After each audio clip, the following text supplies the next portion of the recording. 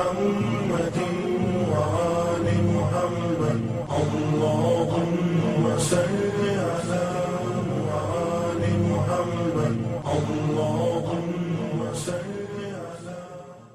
السلام علیکم ورحمۃ اللہ وبرکاتہ.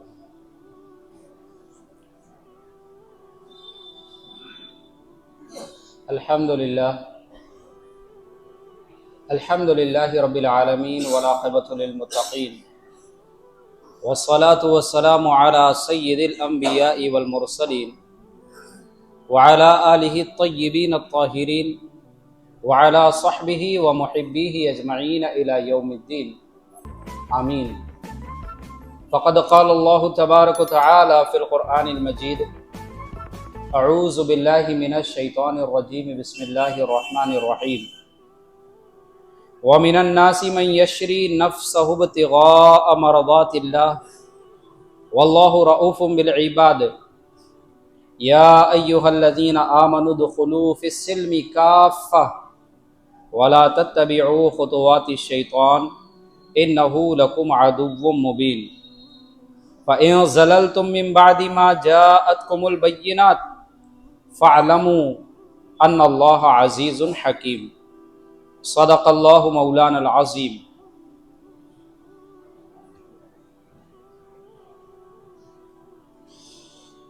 وعن ابی ہریرہ رضی اللہ تعالی عنہ قال ان رسول اللہ صلی اللہ علیہ وآلہ وسلم نہا عنها فقال انها لا تصيد صيدا ولا تنكي عدوا وانها تكسر السن وتفقع العين. قال فعاد ابن أخي فخزف فقال أحدثك أن رسول الله صلى الله عليه وسلم نهى عنها ثم عدت تخزف لا أكلمك أبدا. وعن سعيد بن جبير عن عبد الله بن مغفل رضي الله تعالى عنه أنه كان جالسا إلى جنبه ابن أخ له فغزف فنهاه وقال ان رسول الله صلى الله عليه وسلم نهى عنها فقال انها لا تصيد صيدا ولا تنكي عدوا وانها تكسر السن وتفقع العين. قال فعاد ابن اخي فخزف فقال احدثك ان رسول الله صلى الله عليه وسلم نهى عنها ثم عدت تخزف لا اکلمک ابدا. صدق اللہ مولانا العظیم وصدق رسولہ النبی المصطفى الکریم ونحن ذلک لمن الشاہدین والشاکرین والحمد للہ رب العالمین. انتہائی قابل احترام بزرگوں اور غیور نوجوانوں، جیسے کہ اعلان کے ذریعے آج کے درس قرآن کا عنوان آپ کو بتایا گیا تھا کہ آج کا ہمارے جو درس قرآن کا عنوان ہے وہ ہے آتش بازی اور مسلمان. چونکہ جیسے ہی یہ موسم آتا ہے ایک عجیب سا ماحول مسلمانوں کے اندر نظر آتا ہے، مسلم محلوں کے اندر نظر آتا ہے کہ زور شور کے ساتھ دھڑلوں کے ساتھ جو ہے تو آتش بازیاں ہونا شروع ہو جاتی ہیں، پٹاخے پھوٹنا شروع ہو جاتے ہیں. تو آئیے ہم سمجھتے ہیں کہ کیا اسلام نے اس چیز کی ہمیں اور آپ کو اجازت دی ہے؟ کیا یہ اللہ اور اس کے رسول کا پسندیدہ عمل ہے یا پھر یہ غیر پسندیدہ عمل ہے؟ اور اگر اس کو کیا جائے تو ہمارا شمار کن لوگوں میں ہوگا؟ اس کو سمجھنا بہت ضروری ہے. اس سلسلے میں آپ کے سامنے میں نے 3 آیتیں تلاوت کی ہے. تینوں آیتوں کا تعلق سورہ بقرہ سے ہے. پہلی آیت سورہ بقرہ کی آیت نمبر 207، دوسری 208 اور تیسری آیت نمبر 209. اور ایک واقعہ، ایک حدیث میں نے نقل کی ہے. یہ واقعہ اور یہ حدیث ابن ماجہ کے اندر پہلے ہی باب میں شروع میں ہی ابن ماجہ میں نقل کی گئی ہے، اتباع سنت رسول کے باب میں، جس کے راوی حضرت سعید بن جبیر رضی اللہ تعالیٰ عنہ.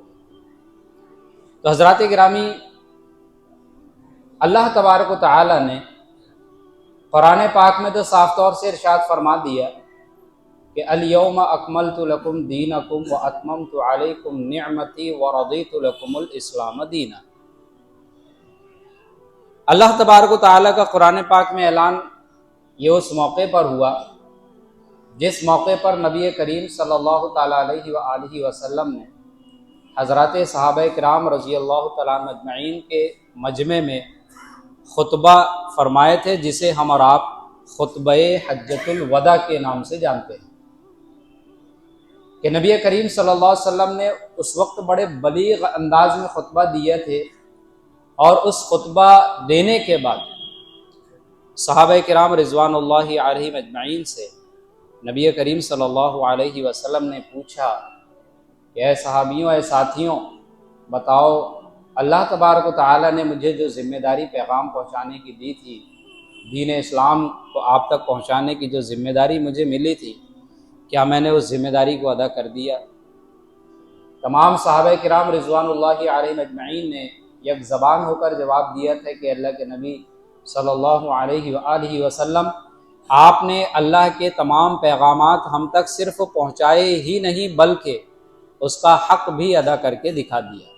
यानी प्रैक्टिकली तौर से आपने करके भी दिखाया, सिर्फ बताया नहीं, सिर्फ कहा नहीं, बल्कि कहने के साथ साथ करके भी दिखाया। तो आपने तो उसका हुबहू उसका हक़ अदा कर दिया। नबी करीम सल्लल्लाहु अलैहि वसल्लम ने आसमान की तरफ निगाहें की, शहादत की उंगली से आसमान की तरफ इशारा करके 3 मरतबा आपने कहा, ए अल्लाह तू गवाह रहना, ए अल्लाह तू गवाह रहना, ए अल्लाह तू गवाह रहना।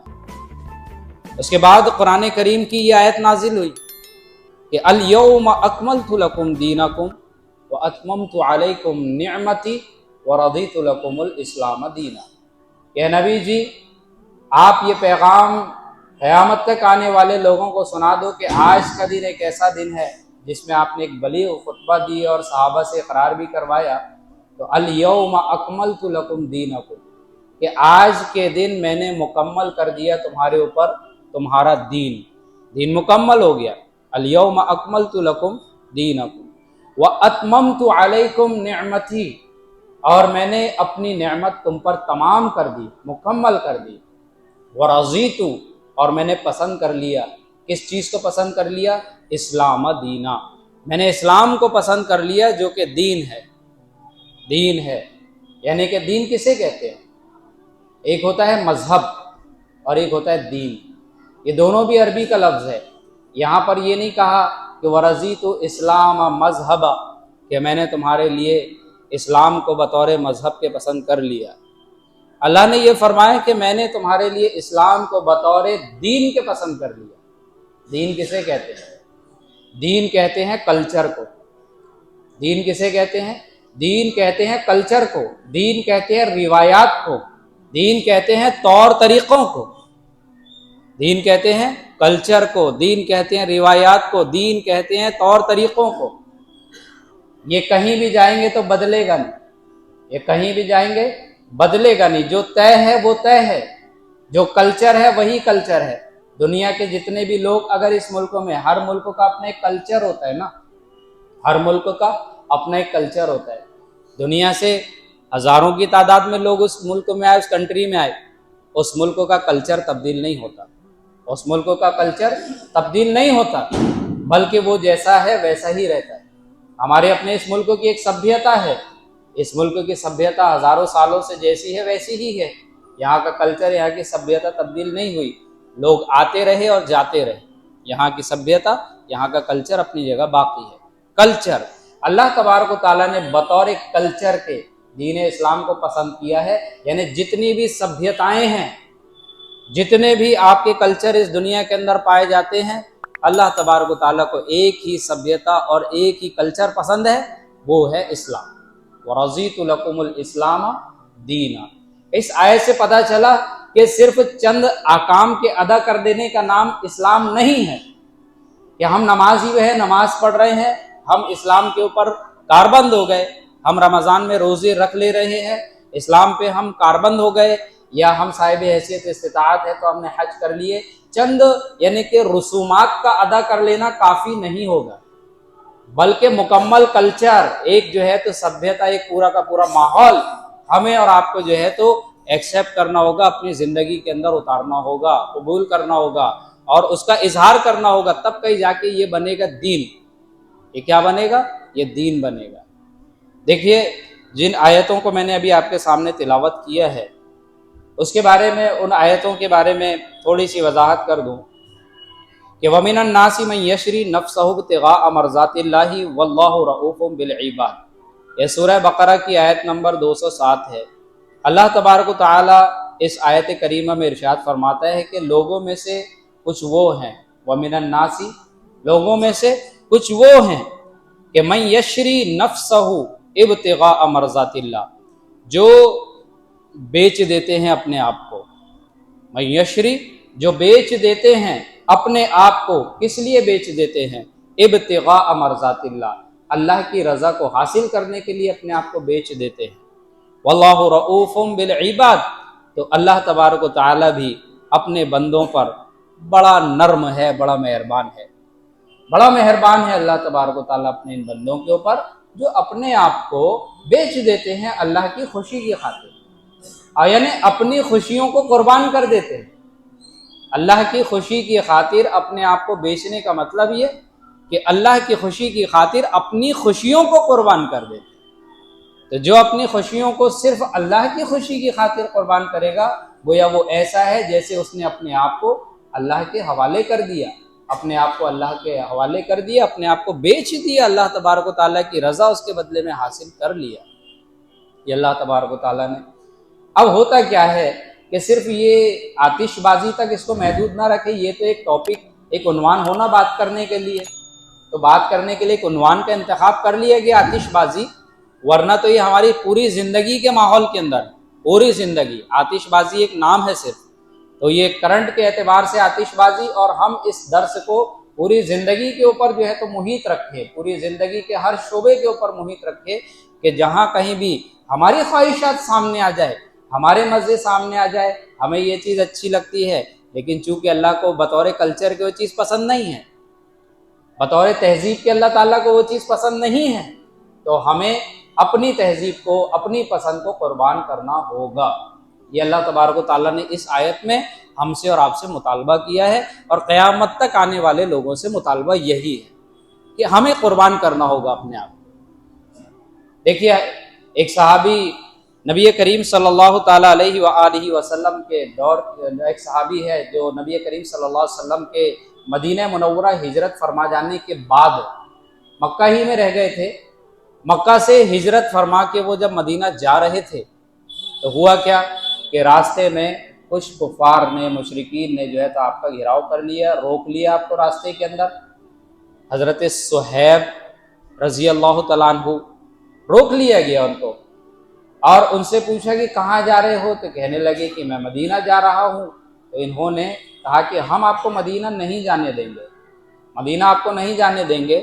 انہوں نے کہا کہ صاحب مجھے مدینہ جانے دو، آپ کو پتہ ہے کہ میں بہت ماہر تیر انداز ہوں، تیر چلانے میں میرے جیسا ماہر مکہ کے اندر کوئی موجود نہیں ہے، میرے قریب بھی مت آنا، جب تک میرے ترکش میں ایک ایک تیر باقی ہے میں آپ سے تیر کے ذریعے سے مقابلہ کروں گا، میرے قریب نہ آنا، مجھے مدینہ جانے دو، اور اگر میرے تیر ختم ہو گئے تو میں اپنی تلوار کے جب تک ٹکڑے ٹکڑے نہیں ہو جائیں گے اس وقت تک تم سے مقابلہ کروں گا، اور اگر اس میں بھی بے بس ہو گیا تو پھر تم سے جو بنے وہ کر لے۔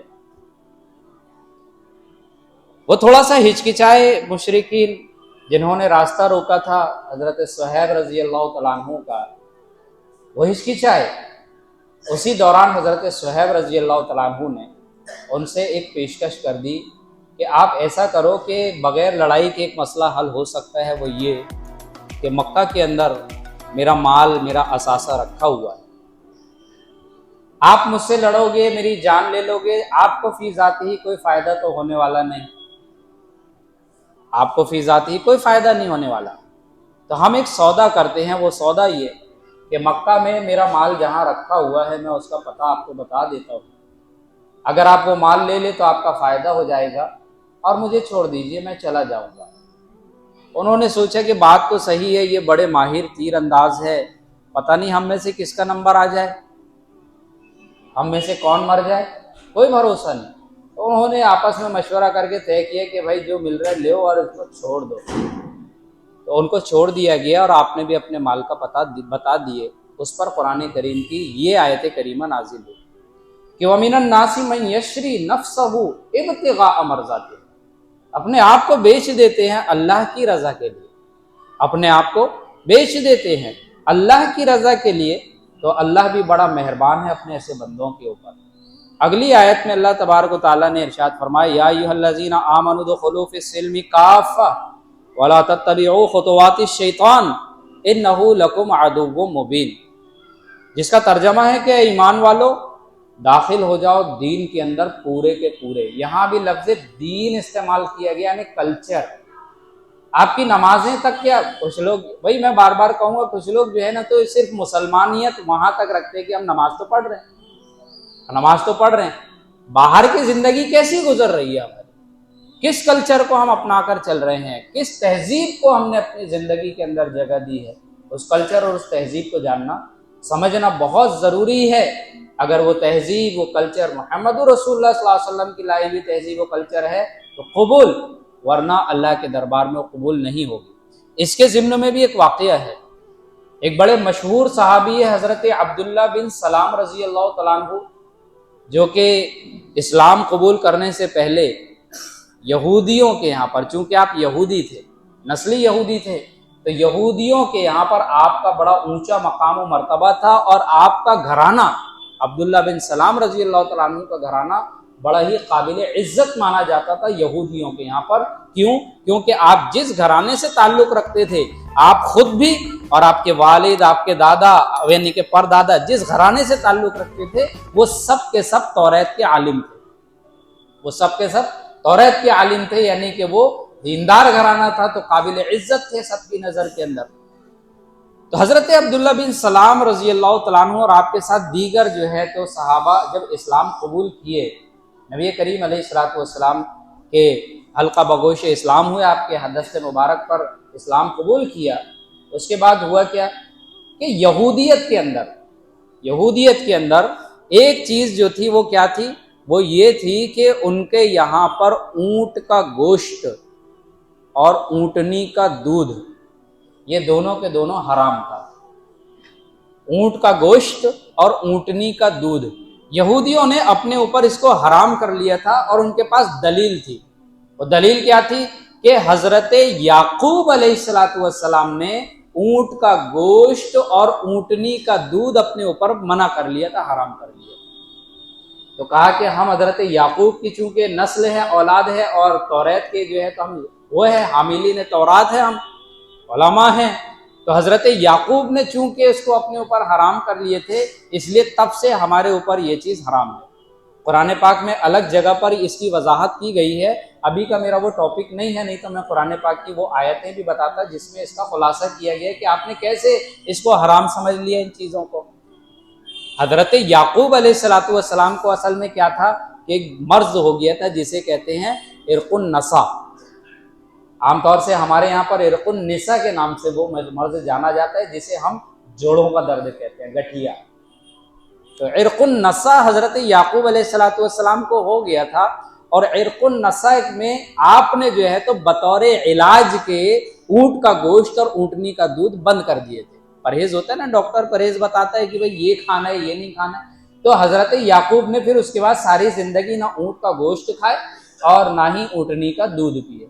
تو انہوں نے اس کو بنیاد بنا کر اپنے اوپر یہ چیز حرام کر لی تھی، تو ہزاروں سالوں سے وہ چیز حرام چلی آ رہی تھی۔ اب ظاہر سی بات ہے کہ جو ہزاروں سالوں سے حرام چلی آ رہی ہے، کبھی اس کو کھایا نہیں گیا، تو کراہیت تو محسوس انسان کو ہوگی اگر اتفاقاً اس کے سامنے آ جائے وہ چیز، تو جو کبھی نہ کھائی ہو بلکہ اس کو نفرت کی نگاہوں سے دیکھا گیا اور وہ اتفاق سے سامنے آ جائے، تو کراہیت فی ذاتی ہی تو ہوگی۔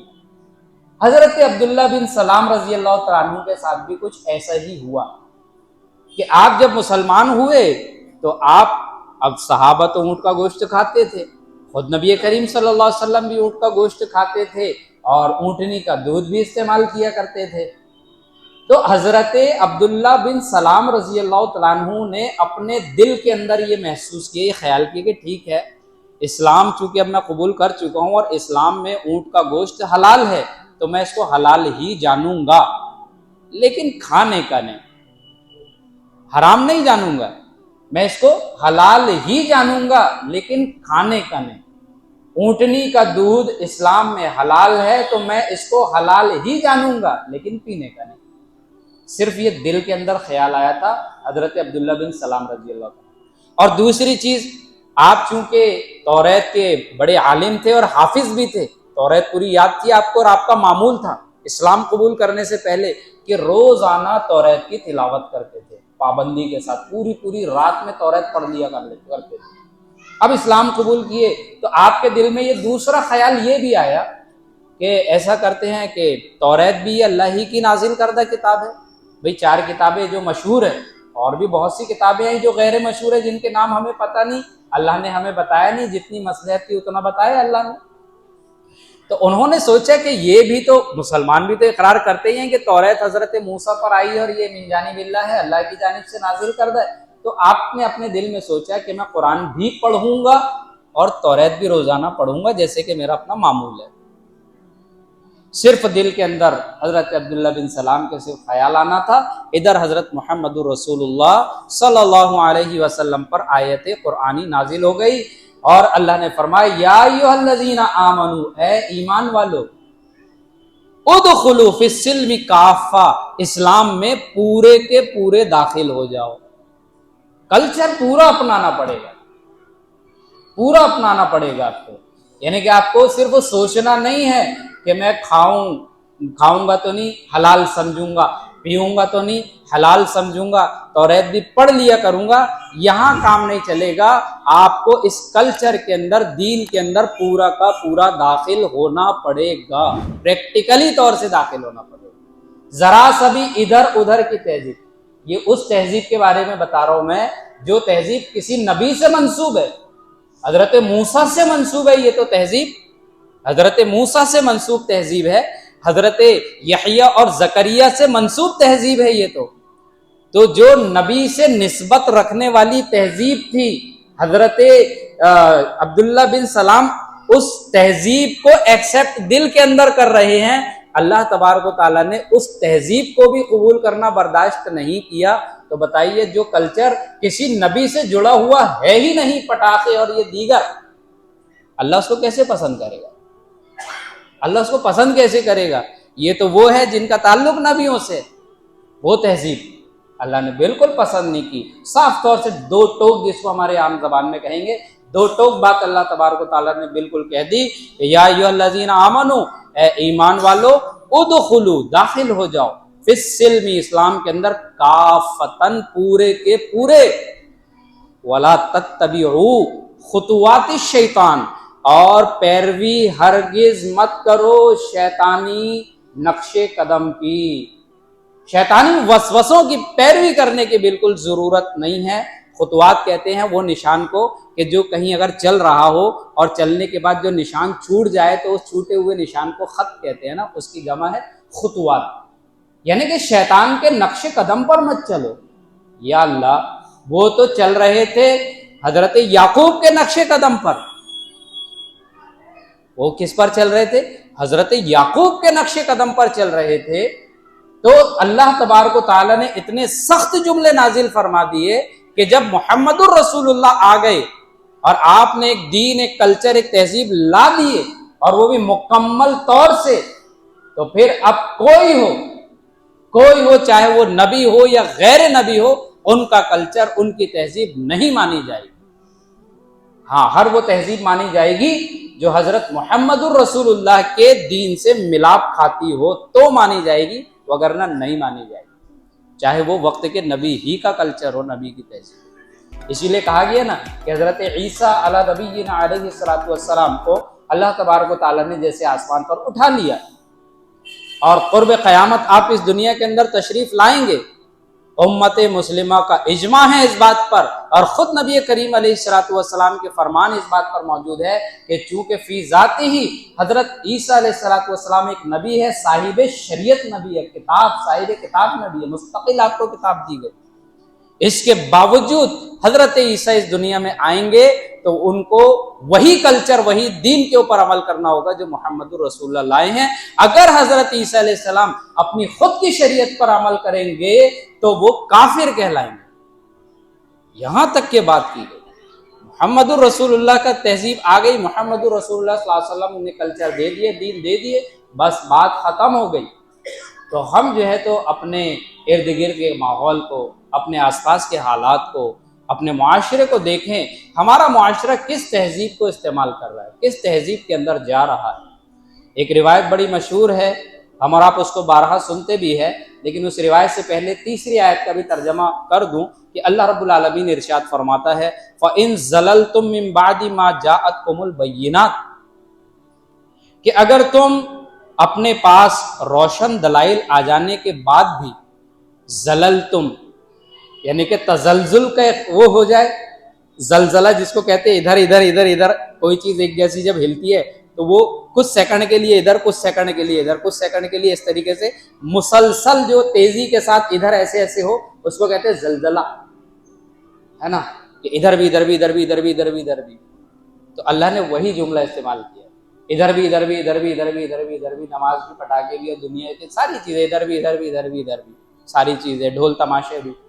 اللہ فرماتا ہے فَإِن زَلَلْتُم مِّن بَعْدِ مَا جَاءَتْكُمُ الْبَيِّنَاتُ، اگر تم اپنے پاس بینات روشن دلیل آ جانے کے بعد بھی زلزلے میں آ جاؤ، یعنی لغزش اختیار کر لو، فَاعْلَمُوا، جان لو پھر ان اللہ عزیز حکیم، کہ بے شک اللہ تبارک و تعالی زبردست ہے اور بڑی حکمتوں والا ہے۔ میں ہل گیا تھا جب میں نے یہ سوچا کہ یا اللہ، یہاں پر اللہ تبارک و تعالی نے جیسے کہ جو جملہ استعمال کیا ہے، یہاں یہ نہیں کہا کہ اس کی پکڑ بہت سخت ہے، وہ تم کو عذاب دے گا، بلکہ کہا عزیز، اللہ تبارک و تعالی عزیز ہے اور حکمت والا ہے، یہ کہا۔ جبکہ یہاں پر یہ ہونا تھا کہ اگر تم نہیں مانو گے تو تم کو جہنم میں ڈال دیا جائے گا، اللہ کی پکڑ بڑی سخت ہے، اس کا عذاب آ جائے گا، یہ کہنا چاہیے تھا۔ عزیز ہے، حکیم ہے، آخر کیا راز ہے اس کے اندر؟ تو اللہ تبارک و تعالیٰ اس کے ذریعے سے ہمیں یہ سمجھانا چاہتا ہے کہ محمد الرسول اللہ صلی اللہ علیہ وسلم کی تہذیب، محمد الرسول اللہ صلی اللہ علیہ وآلہ وسلم کی سبھیتا سے ہٹ کر چاہے تم وقت کے نبی کی بھی تہذیب اختیار کر لو، اپنے گزشتہ کے کسی بھی نبی کی تہذیب کو اختیار کر لو، اگر وہ حضرت محمد الرسول اللہ صلی اللہ علیہ وسلم کی تہذیب سے میچ نہیں کھاتی ہے تو سن لو وہ نبی بھی آپ کو نہیں بچا پائیں گے، کیونکہ اللہ زبردست ہے، اللہ زبردست ہے۔ نبی بھی آپ کو پھر بچا نہیں پائیں گے کہ ٹھیک ہے ہم تو حضرت یعقوب کو مان رہے ہیں تو حضرت یعقوب نبی ہے، ہماری سفارش کر دیں گے، یا ہم حضرت ابراہیم کی تہذیب پر چل رہے ہیں تو وہ ہماری سفارش کر دیں گے۔ بات بہت باریک ہے کہ یہاں پر اللہ رب العالمین نے لفظ عزیز کو استعمال کیا کہ اللہ زبردست ہے، پھر کسی کا نہیں چلے گا۔ یہاں پر حکیم، اللہ حکیم بھی ہے کہ اگر آپ یہ پٹاخے آتش بازی کر رہے ہیں یا دوسری تہذیب کے اوپر چل رہے ہیں تو سن لو اللہ حکمت والا ہے، ہاتھ کے ساتھ پکڑے گا بھی، سارا نظام وہاں پر ہوگا، پھر سب وہاں پر طے کیا جائے گا۔ آپ کو جو کرنا ہے کر لو، جس کلچر کو اپنانا ہے اپنا لو، جس سبھیتا کے اوپر آپ کو چلنا ہے چلے۔ ایک واقعہ میں نے آپ کے سامنے ابن ماجہ کا نقل کیا تھا کہ صحابہ کرام رضی اللہ تعالیٰ عنہ اجمعین کی نگاہ کے اندر یہی چیز بڑی اہم تھی کہ نبی کریم علیہ الصلوۃ والسلام کی ایک حدیث وہ صحابی نے نقل کی ہے ایک واقعے کے تحت میں۔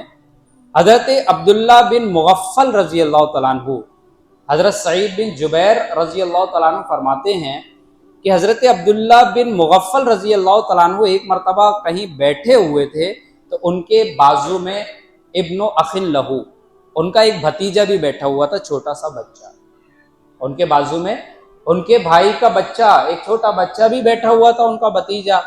فخذف، اب بچوں کی عادت ہوتی ہے جیسے کہ ہم بچے ہیں نظر انداز کر لیتے ہیں کہ ہمارے بچے پٹاخے پھوڑ رہے ہیں، بچے ہیں پھلجھڑیاں جلا رہے ہیں، میں تھوڑی نہیں جلا رہا ہوں نا، میں تھوڑی یہ سارے کام کر رہا ہوں، بچے ہیں یہ۔ تو ذرا تھوڑا یہ بھی سماعت کیجئے کہ ان کے بازو میں بھی ان کے بھائی کا بچہ بیٹھا ہوا تھا۔ فخذف، اور وہ کیا کر رہا تھا؟ وہ بچہ کنکریاں پھینک رہا تھا۔ بچہ کیا کر رہا تھا؟ اب بچے ہیں تو کنکریاں تو پھینکیں گے، بچے ہیں تو کنکریاں ہی پھینکیں گے کہ بازو میں بیٹھا تھا اور وہ بچہ فخذف کنکریاں پھینک رہا تھا، فنہاہو تو حضرت عبداللہ بن مغفل نے اس کو منع کیا کہ باز آ جاؤ بھائی، کنکری مت پھینکو۔ وقال اور ساتھ میں یہ کہا اس بچے سے ان رسول اللہ صلی اللہ علیہ وسلم نہا عنہا کہ رسول اکرم صلی اللہ علیہ وسلم نے یہ کرنے سے منع کیا، آپ کی تعلیم نہیں ہے ایسے کنکریاں مت پھینکو۔ فقال لأنها لا تصید صیدا، اور پھر حضرت عبداللہ بن مغفل رضی اللہ تعالیٰ عنہ نے اس بچے سے مزید یہ کہا کہ انہا لا تصید صیدا، یہ کنکری پھینک رہے ہو اس سے تو کوئی شکار تو ہوگا نہیں، کہ تم شکار کر رہے ہو گے، کوئی کسی چیز کا شکار تو ہوگا نہیں کنکریاں پھینکنے سے۔ ولا تنکی عدوا، اور نہ ہی اس کنکری سے کوئی دشمن ہلاک ہونے والا ہے، کیوں پھینک رہے ہو آپ یہ کنکری؟ اس سے نہ تو شکار ہونے والا ہے اور نہ کوئی دشمن ہلاک ہونے والا ہے۔ وَإِنَّهَا تَكْسِرُ السِّنَّ، ہاں یہ ہو سکتا ہے کہ کسی کا دانت ٹوٹ جائے، ہو سکتا ہے کسی کا دانت ٹوٹ جائے، وَتَفْقَعُ الْعَيْنِ، یا آنکھ پھوٹ جائے، یہ ہو سکتا ہے۔ یہ کہہ کے آپ خاموش ہوئے، بچہ بیٹھ گیا۔ تھوڑی دیر کے بعد بچے تو بچے ہوتے ہیں، تھوڑی دیر کے بعد بچے نے پھر وہی حرکت شروع کر دی، تھوڑی دیر رکا، تھوڑی دیر بعد پھر وہی حرکت شروع کر دی۔ اب تھوڑی دیر بعد جب دوبارہ اس بچے نے وہ حرکت شروع کی، فعادا تو آپ نے ابن اخی اپنے بھائی کا جو بچہ تھا، فخذف اس نے جب تھوڑی دیر بعد وہی حرکت شروع کی تو فقال آپ نے کہا احدثک ان رسول اللہ صلی اللہ علیہ وسلم، میں تجھ سے رسول اکرم صلی اللہ علیہ وسلم کی حدیث بیان کر رہا ہوں کہ آپ نے نہا عنہا اس سے منع کیا ہے، ثم عدت پھر تو جو ہے تو دوبارہ کنکریاں پھینک رہا ہے۔ ساتھ میں آپ نے کہا لا اکلمک ابدا، تو سن اے میرے بھتیجے، آج کے بعد میں تجھ سے ہرگز بات نہیں کروں گا۔ مورخین لکھتے ہیں کہ آپ کا انتقال کا وقت قریب تھا، وہ بچہ بھی جوان ہو چکا تھا، مر گئے، لیکن اپنے اس بھتیجے سے انہوں نے بات نہیں کی۔ نبی کریم صلی اللہ علیہ وسلم نے جب جس چیز کو منع کر دیے، کلچر ایک تہذیب ہے، تو پھر کیسے ہم اور آپ اس کو، تو ہم بچوں کے بچپنے پہ بھی نہ جائیں، ان کو سختی کریں، ان کو سمجھانے کی کوشش کریں۔ محبت سے سمجھتے ہیں تو پہلے محبت ہی سے سمجھائیں، اور اگر سختی سے سمجھتے ہیں تو پھر سختی بھی کریں۔ ایسا نہ کریں کہ بچہ ہے، تربیت یہیں سے ہوتی ہے، ماحول یہیں سے بنتا ہے۔ ایک آخری حدیث آپ کے سامنے جو ابو داؤد شریف کے اندر موجود ہے، جس میں نبی کریم علیہ الصلوۃ والسلام نے ارشاد فرمایا کہ من تشبہ بقوم فہو منہم، نبی کریم علیہ الصلوۃ والسلام فرماتے ہیں کہ جس نے کسی قوم کی شباہت کو اختیار کیا تو وہ انہی میں سے ہوگا۔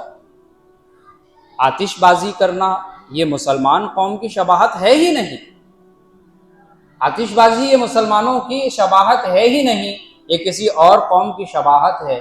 تو جو کسی قوم کی شباہت کو اختیار کرے گا اس کا تعلق اسی سے ہوگا۔ دیکھیے، ایک ہوتی ہے تشبہ اور ایک ہوتی ہے مشابہت، یہ دو الگ الگ چیزیں ہیں۔ ایک ہوتی ہے تشبہ اور ایک ہوتی ہے مشابہت، دونوں کے اندر بڑا انتر ہے، دونوں میں بڑا فرق ہے۔ تشبہ اور مشابہت، تشبہ کسے کہتے ہیں، مشابہت کسے کہتے ہیں؟ تشبہ کہتے ہیں ایسے اعمال، ایسے افعال کرنا جو کسی دوسری قوم کا دھارمک خصوصیت ہو، دھارمک خاصہ ہو، جو ان کے دھرم سے خصوصی طور سے تعلق رکھنے والی چیز ہو۔ اگر کوئی اس کو اختیار کرتا ہے تو وہ تشبہ کہلائے گا۔ ہاں، اگر کوئی دوسری قوم ایسی چیز اختیار کرتی ہے، ایسی چیز پہنتی ہے جس کا تعلق ان کے اپنے دھرم، ان کے اپنے مذہب سے نہیں ہے، جیسے بہت ساری قومیں پینٹ شرٹ وغیرہ دیگر چیزیں پہنتی ہے، تو یہ چونکہ دھارمک چیز نہیں ہے، تو اس میں تو مشابہت کی جا سکتی ہے، اس میں تو مشابہت اختیار کی جا سکتی ہے، کیونکہ اس کا تعلق دھرم سے نہیں ہوتا۔ لیکن وہ تہذیب جس کا تعلق دھرم سے ہو جائے تو اس کو اگر کوئی اختیار کرتا ہے تو یہ کہلاتا ہے تشبہ۔ یہ فرق ہے مشابہت اور تشبہ کے اندر، اور یہ فرق واضح کیا ہے مفتی اعظم پاکستان مفتی عثمان صاحب رحمۃ اللہ تعالی علیہ، مفتی شبیر عثمانی رحمۃ اللہ علیہ، یہ دونوں ڈیفینیشن آپ نے اپنے فتوے کے اندر باقاعدہ دی ہے۔